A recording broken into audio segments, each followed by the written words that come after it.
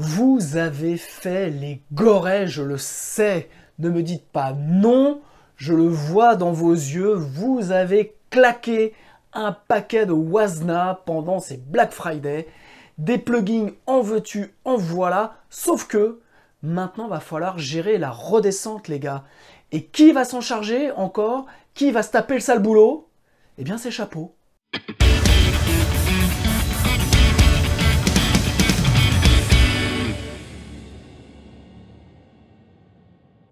Salut à toutes et tous, c'est Jaf. Aujourd'hui dans Bibi Blabla, nous allons parler de votre redescente, de votre retour à la réalité suite à ce Black Friday où vous avez fait les gorées, je le sais. En attendant, le visionnage qui va bien entendu être passionnant, je vous invite à vous abonner à ma chaîne YouTube. Et pour celles et ceux qui veulent, allez faire un petit tour dans le descriptif puisqu'il y a des e-books gratuits à télécharger. Et pour ceux et celles qui veulent aller plus loin, des formations sur les EQ, la compression, les reverb delay, sur Cubase, sur devenez musicien entrepreneur, bref, allez faire un tour, il y a absolument tout ce qu'il faut. Mais aujourd'hui, on va parler de vous, on va parler de cette folie furieuse, de cet état quasi hystérique, puisque vous vous êtes comportés comme des bêtes pendant ce Black Friday, et donc vous avez acheté des plugins. Blague à part, l'idée n'est pas bien entendu de vous donner mauvaise conscience, puisque voilà, personne ne vous a mis un flingue sur la tempe et que vous avez réalisé ces achats, je dirais, sans influence pratiquement.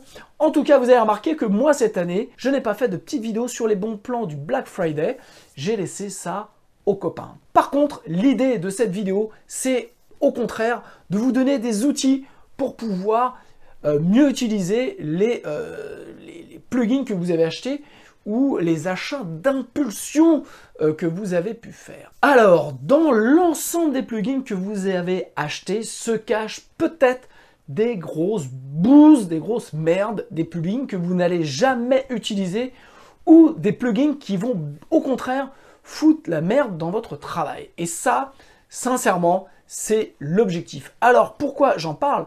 Puisque moi aussi, il y a quelques années encore, j'ai acheté pendant le Black Friday tout un tas de plugins, pensant faire des bonnes affaires, pensant pouvoir les utiliser. Et au final, je me suis rendu compte que ces plugins-là n'avaient pas d'intérêt, ou alors, enfin, voilà, avec un intérêt assez limité. Donc l'idée, là, de ce bibi blabla, blague à part, est de vous donner quelques règles, quelques outils qui vont vous permettre de savoir si oui ou non, les plugins que vous avez achetés vont vous être utiles. Et sincèrement, vaut mieux le savoir maintenant que, eh bien, que de le savoir trop tard. Règle numéro 1, ce n'est pas parce que vous avez fait une bonne affaire que vous devez me coller ce plug à toutes les sauces, sur toutes vos pistes, bref, partout. Ça, c'est l'erreur que l'on fait, c'est l'erreur que j'ai faite. J'achetais le plugin en super promo et forcément, je le collais partout alors que ça n'avait aucun sens. Ce n'est pas non plus parce que votre mixeur préféré, votre producteur préféré l'utilise que ce plugin a un intérêt pour vous. De la même manière, ne vous faites pas influencer par ce magnifique GUI, ce Graphic User Interface, qui est vraiment super beau, ce plugin vraiment en jette, et donc vous allez le coller partout puisque quelque part, et je peux en parler parce que c'est ce que j'ai aussi ressenti, on a vraiment l'impression, quand on ouvre ce plugin, d'être dans un super studio, voilà, ça en jette, c'est magnifique, et donc ça, quelque part, ça nous rassure. En plus, on se dit qu'on a fait une bonne affaire, donc vraiment, on est vraiment dans un monde idéal, et on va enfin pouvoir faire du bon boulot. Donc ça, la règle numéro 1, ne vous laissez pas influencer, et ce n'est pas parce que vous l'avez acheté, que vous avez fait une bonne affaire, que vous devez le coller partout. Règle numéro 2, testez votre nouveau plugin dans une session, dans un projet que vous connaissez très bien, sur lequel vous avez déjà travaillé. C'est super important, parce que l'idée, quand on rentre un nouveau plugin, c'est de pouvoir aller plus loin, c'est de pouvoir rentrer quelque chose qui va vous permettre de travailler mieux qu'avant. Donc pour cela, vous devez avoir un jugement, je dirais, le plus neutre possible, le moins subjectif, alors qu'on sait très bien que on est vraiment dans un truc assez subjectif. Donc pour éviter vraiment un mauvais jugement sur ce plugin, pour éviter, je dirais, de se faire quelque part avoir, d'avoir l'impression d'avoir en plus fait une bonne affaire, il a un GUI qui dépote. Voilà, l'idée, donc commencer par une session, par un projet que vous connaissez très bien, dans lequel vous avez déjà des plugins. Donc vraiment, l'idée, c'est de pouvoir travailler sur quelque chose que vous connaissez très bien. C'est toujours dangereux de utiliser un nouveau plugin, je dirais, dans un mix nouveau, dans quelque chose que vous n'avez pas forcément de repères. Et moi, en tout cas, c'est comme ça que je travaille. C'est-à-dire que dès l'instant où je rentre un nouveau plugin, il est soumis vraiment à une batterie de test. Et cette batterie de test, j'essaie qu'elle soit la plus objective possible pour ne pas me faire avoir, pour ne pas acheter un plugin dont je n'aurais pas besoin. Donc, à chaque fois, je prends un projet que je connais bien, je travaille dessus et donc je fais en sorte d'avoir toujours un repère sur ce que j'ai déjà fait. Par exemple, récemment, j'ai rentré le plugin AMEC 200 de chez Plugin Alliance. Voilà, et bien je l'ai testé. Donc ça, c'est une EQ de mastering. Je l'ai testé dans une session de mastering que j'avais déjà faite, sur lequel ça m'a permis de pouvoir comparer avec les EQ que j'utilisais habituellement et donc de pouvoir vraiment avoir un regard objectif dessus. Règle numéro 3, quand vous avez ouvert une session que vous connaissez, donc vous la sauvegardez sous un autre nom, un nom de test. Et puis par exemple, si vous avez acheté une channel strip, prenons une channel strip, je ne sais pas pourquoi, c'est quelque chose que j'aime beaucoup.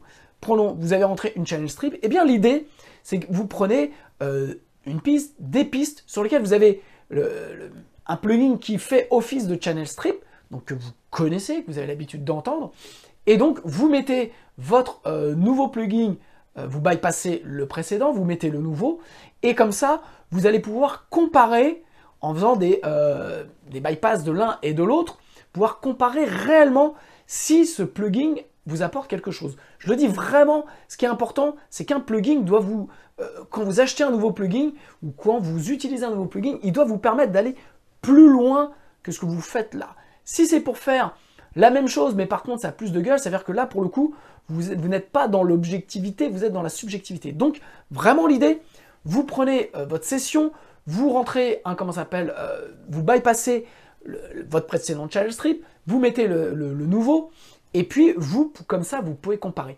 N'oubliez pas de comparer au level match, vraiment qu'il n'y ait pas de saut de volume de l'un ou l'autre, puisque, on le sait bien, si par exemple le nouveau plugin, vous l'avez mal réglé et qui sonne plus fort que l'ancien, eh bien vous allez forcément avoir tendance à le préférer. Donc, faites très attention à cela. Moi, voilà, j'ouvre ma session, je vais prendre, si c'est une channel strip, eh bien, une piste ou un ensemble de pistes où j'ai une channel strip, et puis je vais bypasser, je vais insérer la nouvelle, et je vais regarder comment, ne serait-ce qu'on se comporte les EQ, comment se comporte la compression. Voilà, donc ça va me permettre d'avoir une vue un peu plus objective. Si je rentre par exemple un delay, eh bien, je vais les mettre dans un bus où j'ai un delay vraiment que j'utilise, que j'aime beaucoup, et puis là, je vais regarder s'il m'apporte quelque chose de plus que les delays que j'ai actuellement. Donc, est-ce qu'il a une couleur particulière? Est-ce qu'il a des fonctions que mes autres delays n'ont pas? Idem pour les reverbs. En fait, voilà, l'idée, c'est pas rentrer... Ça sert à rien de rentrer un plugin de plus, puisque un plugin de plus, quand vous allez ouvrir vos inserts et avoir à choisir parmi les plugins, si vous avez une liste qui est énorme, eh bien, en fait, vous allez être perdu et vous allez perdre du temps. L'idée, c'est de ne pas perdre de temps et d'aller vite puisque vous connaissez vos outils.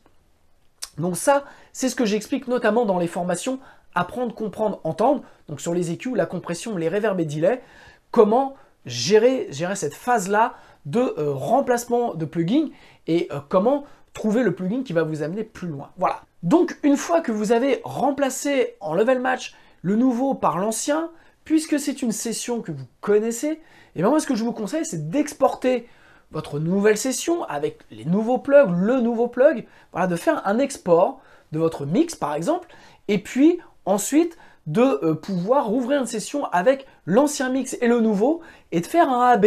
Simplement, normalement vous avez fait un level match, donc vous êtes au même niveau, il ne va pas y avoir saut de volume, mais comme ça vous allez pouvoir vraiment là vous concentrer sur vos oreilles et entendre la différence de grain, la différence de compression, la différence d'EQ, bref, ce que le nouveau plugin vous amène.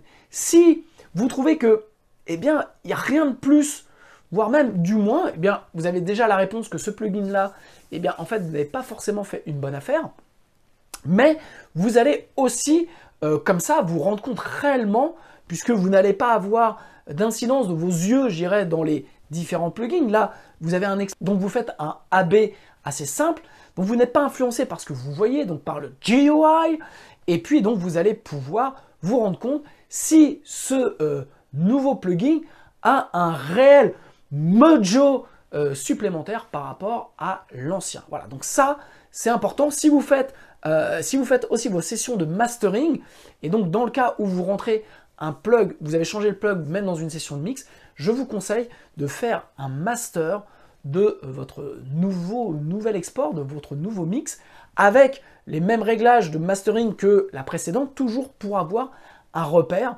et éviter de changer trop d'éléments. Et comme ça, vous allez entendre sur le master final, est-ce que cette nouvelle channel strip, est-ce que cette nouvelle reverb, est-ce que ce nouveau delay, est-ce que ces nouveaux trucs amènent réellement quelque chose à votre musique et vous permettent de travailler mieux, de travailler plus facilement et surtout d'emmener votre musique à un niveau supérieur. Je reprends l'exemple, moi, de la AMEC 200 que j'ai rentré récemment. Alors, c'est comment ça s'appelle, un plugin de mastering. Donc, en tout cas, je l'utilise aujourd'hui essentiellement en mastering. Donc, j'ai pris un mix et une session de mastering que j'avais déjà faite. Et je crois que j'avais pris sur l'RLO, un de mes derniers titres. Et puis, j'ai remplacé donc l'EQ AMEC 200 qui remplace la SPL Pass EQ, voilà. Donc j'avais la Pass EQ que j'utilise depuis des années, j'en étais très content. Et puis voilà, donc j'ai testé cette AMEC EQ 200, je l'ai remplacée à ce stade de master, et j'ai trouvé vraiment qu'elle amenait quelque chose supplémentaire dans le grain, dans l'ouverture. Donc voilà, j'ai pu vraiment là pour le coup avoir un repère objectif, en tout cas le plus objectif possible. Donc je vous conseille de faire ça. Si vous remplacez donc un plugin dans un mix, faites-le sur une session que vous connaissez, faites un export, allez vraiment jusqu'au bout, et comme ça vous allez savoir si oui ou non vous allez pouvoir l'utiliser. Alors vous allez vous dire ouais, que ça prend du temps. Oui, ça prend du temps, mais l'idée, je le répète, c'est d'avoir une vision objective. Si vous avez l'impression d'avoir fait une bonne affaire, tant mieux. Maintenant, ce que vous devez savoir, c'est est-ce que cette bonne affaire est un outil que vous allez pouvoir utiliser et surtout un outil fiable dans ce que vous attendez dans votre travail. Règle numéro 4, utilisez, pareil, toujours en phase de test, utilisez ce plugin sur différents instruments. Pourquoi? C'est simple. Vous avez des EQ, vous avez des compressions, vous avez des reverbs, vous avez des delays, bref, vous avez des plugins qui vont fonctionner mieux sur certains instruments que d'autres. À vos oreilles, je le répète, c'est à vos oreilles. Par exemple, moi, sur les guitares, j'utilise certaines EQ que je n'utilise pas sur d'autres instruments. J'aime beaucoup la Harrison, notamment de chez Universal Audio, donc la 32C. Je l'aime beaucoup sur les guitares électriques. Voilà, je trouve que à mes oreilles, je le répète, à mes oreilles, ça fonctionne bien. C'est-à-dire que c'est un outil que quand je dois équaliser une guitare, j'utilise en priorité celui-ci parce que je sais que je vais aller vite. Soit j'ai la SSL 4000G sur les guitares, soit j'ai la Harrison. Donc voilà, donc en fait, je vais assez vite parce que j'ai travaillé sur les outils pour savoir à mes oreilles où ils fonctionnaient le mieux et comment ils me permettaient d'arriver au résultat escompté.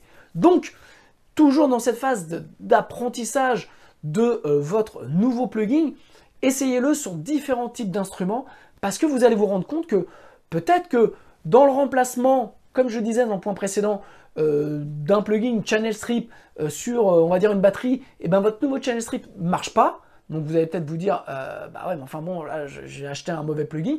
Oui, mais peut-être que ça va marcher sur une basse, ou ça va marcher sur des guitares, ou ça va marcher sur des voix. Voilà, donc ça c'est super important. Connaissez les outils par rapport aux instruments que vous avez l'habitude de travailler pour savoir là où ils fonctionnent le mieux à vos oreilles. Voilà, c'est pareil, c'est un point que je développe et que j'explique longuement dans l'ensemble des formations Apprendre, Comprendre, Entendre. C'est vraiment apprendre les outils, comprendre les outils que vous avez et comment les entendre. Donc, n'oubliez pas que vous pouvez avoir, je dirais, des plugins qui vont à vos oreilles fonctionner mieux sur tel type d'instrument que sur d'autres. Et ça, vous devez apprendre à les identifier et à reconnaître quels outils vous devez utiliser dans des contextes particuliers. Règle numéro 5, vous l'avez compris, ne partez pas bille en tête avec ces nouveaux plugins, avec ces bonnes affaires. N'ouvrez pas un nouveau mix, démarrez pas une nouvelle session, apprenez à les comprendre, apprenez à les entendre pour pouvoir les travailler vraiment de façon le plus professionnelle possible et surtout pour aller le plus loin possible. Toujours dans la musique, toujours avoir un référent de ce que vous faites, de ce que vous souhaitez atteindre. Donc, l'idée de travailler sur une session que vous avez déjà mixée va vous permettre d'avoir un vrai recul, un vrai repère.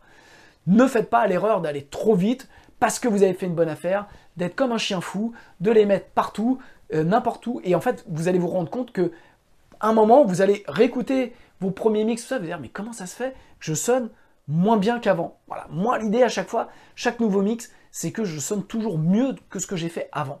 Donc, parfois, c'est difficile, mais c'est toujours l'idée, c'est de progresser. Donc, soyez vraiment dans cette démarche-là, ne partez pas comme un chien fou, ne vous dites pas, ouais, j'ai fait une bonne affaire, je vais le coller partout. Donc, ça, attention, un petit peu de prudence pour éviter, en fait, de perdre du temps. Toute la phase que je vous explique d'apprentissage de vos outils, c'est pour, au final, sincèrement, je vous le dis, gagner du temps en bout de course. C'est-à-dire que la journée ou les 2 jours que vous allez prendre à tester vos plugins vont vous faire économiser du temps par rapport au fait que si vous partez bille en tête, à les utiliser sans les connaître, sans les maîtriser. Et enfin, règle numéro 6, si vous avez suivi les 5 premières règles, eh bien, vous allez arriver à la conclusion ou pas que peut-être ce plugin-là va rester dans vos tiroirs, que vous n'allez jamais l'utiliser et que, en final, ne correspond pas à ce que vous souhaitez.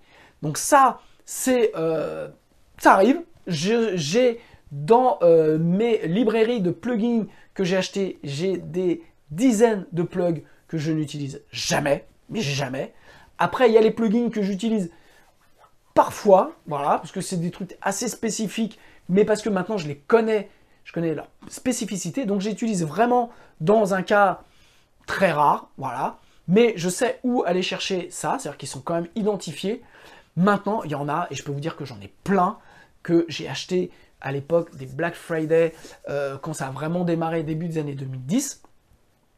Et moi, j'avais un autre boulot, je prenais même une journée de RTT pour être devant mon ordinateur toute la journée, tester, machin, et en fait, j'ai acheté des plugins au final très chers. Je pensais avoir fait des affaires, mais au final, c'est des plugins qui restent chers puisque en fait, je les ai jamais utilisés. Et je peux vous dire que je pense que j'ai des milliers d'euros, j'en ai au moins 2 à 3 milliers d'euros de plugs que je n'utilise jamais. Donc ça fait quand même au final beaucoup d'argent. Cet argent-là, j'aurais pu l'utiliser dans un achat de matériel pour mon studio, dans des formations, enfin dans les trucs vraiment qui me permettent d'avancer. Et là, vraiment, l'idée de ce bibi blabla, c'est quelque part de aussi vous donner les clés pour pouvoir tester des plugins toute l'année et quand les bonnes affaires arrivent, d'être prêt et vous n'avez plus qu'à cliquer j'achète. Moi, j'ai des plugins que je teste toute l'année, que je n'achète pas, sauf si vraiment besoin urgent, mais normalement je suis plus dans le besoin aujourd'hui. Je teste plein de plugins et je sais que quand il va y avoir la bonne promo, eh bien je vais les acheter. Je peux attendre parfois 6 mois, je m'en fous. Mais quand la promo tombe, eh bien à ce moment-là, j'ai même plus à le tester, tac, je l'achète immédiatement parce que toute cette méthodologie pour pouvoir vraiment inclure ou pas un nouvel outil dans votre dos, c'est vraiment très important de savoir ce que vous pouvez rentrer ou pas. Donc, vous allez avoir peut-être, et je ne vous le souhaite pas sincèrement, mais c'est obligatoire, on y est tous passés par là, vous avez sûrement dans votre dossier de VST plugin, vous avez sûrement des plugs que vous n'utiliserez jamais. Voilà. Mais je vais vous dire un truc, dites-vous bien, c'est comme ça qu'on apprend. Deuxièmement, vaut mieux ne pas utiliser un plug.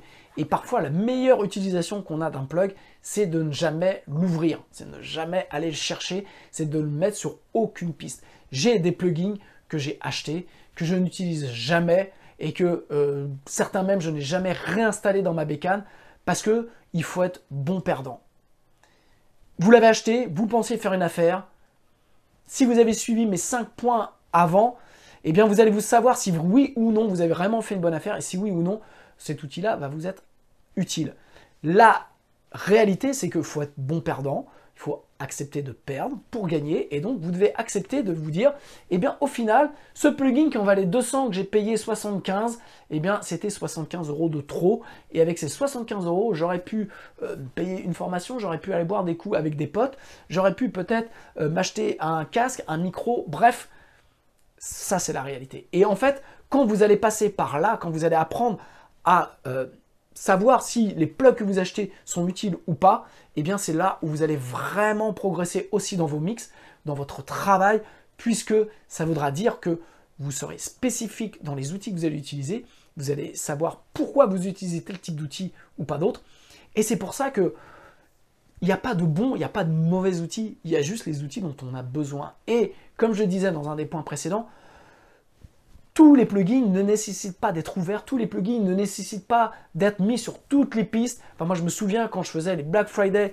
et que j'achetais un compresseur à 1176, il se retrouvait sur toutes mes pistes. Ça n'a aucun sens. Voilà. Donc, l'objectif de ce bibi blabla, c'était un petit peu de vous dire, voilà, ce n'est pas grave, les amis, ce n'est pas sale, ce n'est pas mal. C'est que, voilà, on se fait tous avoir, on se fait tous blouser. Maintenant, ce qu'il faut, c'est de se dire, bah, je ne me ferai pas avoir la prochaine fois. Et surtout, mais surtout vraiment ce qui est le plus important, c'est de savoir comment vous pouvez rentrer un nouveau plugin dans votre librairie et comment les utiliser. Voilà, j'espère que cette vidéo vous a aidé. Si elle vous a plu, eh bien mettez-moi un pouce, abonnez-vous à ma chaîne YouTube pour m'aider à faire grossir cette chaîne. Si, je le redis, pour celles et ceux qui veulent aller plus loin, vous avez des formations, eh bien les Black Friday sont passés chez moi, donc eh bien maintenant c'est plein pot, je vous dirais. Donc il y aura peut-être des remises à Noël, mais je ne sais pas encore. Maintenant, pour ceux et celles qui sont intéressés par la formation Devenez musicien entrepreneur, c'est 34 chapitres, c'est pratiquement 200 vidéos, plus de 50 heures de cours pour pouvoir devenir musicien entrepreneur. Le prochain webinaire gratuit, c'est le jeudi 16 décembre à 21 h. C'est simple, vous avez un lien, vous cliquez dans le descriptif, un lien qui vous amène vers 4 vidéos qui vous expliquent la formation, et puis vous allez voir sur la page, vous avez un petit logo Zoom, vous cliquez dessus et vous vous abonnez, c'est gratuit, et je vous expliquerai ce qu'est la formation Devenez musicien entrepreneur. Voilà, je vous embrasse, et ben j'attends vos commentaires pour savoir comment vous, en tout cas, vous rentrez un plugin, et comment vous avez géré cette redescente des enfers par la face nord. Je vous embrasse.